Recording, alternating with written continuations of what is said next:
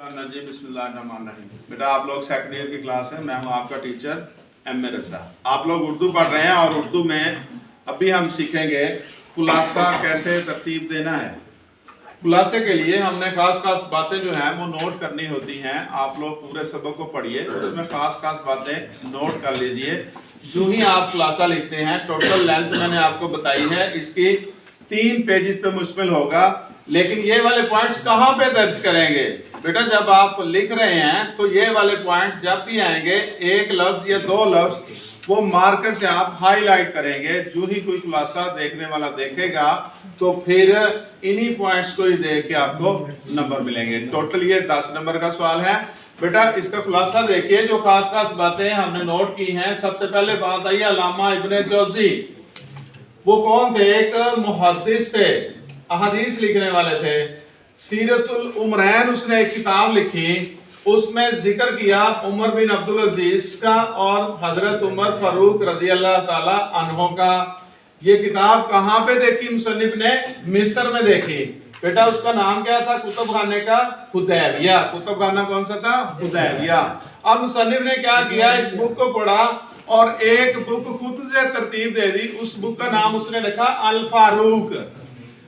ये बंदा जो उमर बिन अब्दुल अजीज है, उसने क्या किया, एक ईसाई उसके पास आया मुकदमा लेके कि मेरी कुछ जमीन का काम है।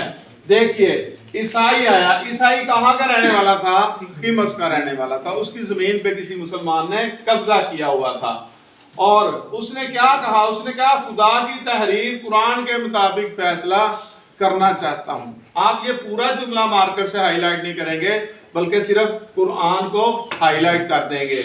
इसी तरह सलातीन तैमूरिया और सलातीन बनु उमैया जो थे, इन्होंने लोगों की जमीनों पे कब्जा किया हुआ था। बेटा इन दोनों के नाम आपको आने चाहिए, इसी तरह हाईलाइट कर दें। और लोगों को कब्जे से मना किया गया तो फिर लोगों ने क्या किया, हजरत उमर बिन अब्दुल अजीज की फूफी को भेज दिया सिफारिश के लिए। फूफी का नाम क्या था? उम्मे उमर। क़यामत के सिवा किसी दिन से नहीं डरता। उमर बिन अब्दुल अजीज ने अपनी फूफी से कहा कि मैं इन लोगों से नहीं, बल्कि क़यामत के सिवा किसी से भी नहीं डरता। इन्होंने मशवरा किया किन लोगों से?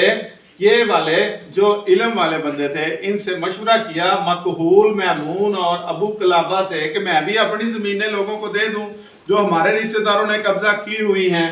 उन्होंने दब के जवाब दिया, यानी कि खुल के बात ना की। तो आपने किससे कहा? महमून से कहा कि खुदा लगती कहो, यानी कि सच्ची बात बताओ भाई, आप तो सियाने हैं।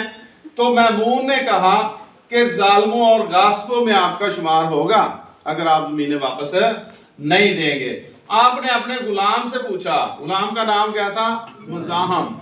मुजाहम से पूछा कि जमीनें वापस लेनी चाहिए। उन्होंने कहा जी आपके बच्चे हैं, इतने अयाल हैं, उनका कैसे गुजारा होगा? उसके बाद उनका बेटा जो है, बेटे का नाम क्या है? अब्दुल मलिक। अब्दुल मलिक जो है उसको पता चला तो वो भी उनके पीछे गया। अपने फादर के फादर सो रहे थे, यानी कि उमर बिन अब्दुल अजीज सो रहे थे, जोहर की नमाज का टाइम था। उन्होंने कहा जी ये वाला मामला करना है, लोगों की जमीनें वापस लेनी है। तो बेटे की बात उन्होंने मान ली कि हम ऐसा करेंगे। उन्होंने क्या कहा कि मैं असर के वक्त ये ऐलान कर दूंगा जब उठूंगा। लेकिन बेटे ने कहा कि ये तो लेट हो जाएगी, आप उससे पहले कर दें। उन्होंने जोहर की नमाज के बाद लोगों को मस्जिद में इकट्ठा किया और वहीं पे ही जितनी असनाद थी जमीनों की, वो कैंची से काट के फेंक दी। यमन और यमामा में ये जमीनें थी जो उन्होंने कब्जा खत्म कर दिया। इब्ने सलमान का नाम है, उनसे बड़ी मोहब्बत थी, रिश्तेदार थे, इनसे बड़ी मोहब्बत थी। उसकी जमीन भी उन्होंने ले ली जो कि उसको किसी पहले खलीफा ने अलाट की हुई थी। अब इस बंदे ने कहा कि मुझे वो वापस है। उन्होंने कहा जी मैं अपने नफ्स के साथ ऐसा कर रहा हूँ, यानी कि मैंने अपनी जमीनें दे दी लोगों को, आपकी जमीनें क्यों ना देंगे हम? उसके बाद आजादी और हक गोई का आपने ऐलान किया कि हर बंदा आजाद है, हक गोई सच्ची बात कर सकता है। इसके साथ साथ उन्होंने कौन सी खास बात की? मुसावात और जमहूरियत, सबके साथ यकसा सलूक किया, चाहे वो मुस्लिम है चाहे गैर मुस्लिम है।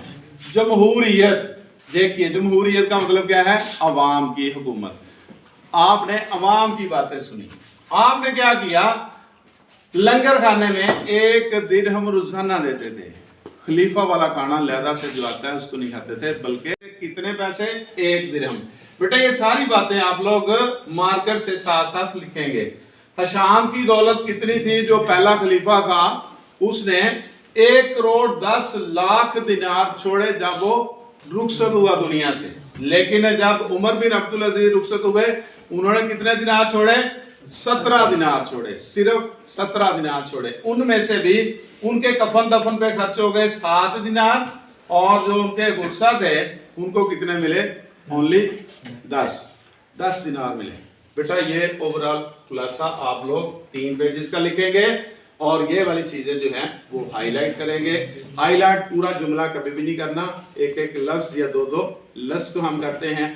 अपने टीचर एम ए रज़ा को इजाजत दीजिए। अल्लाह हाफिज।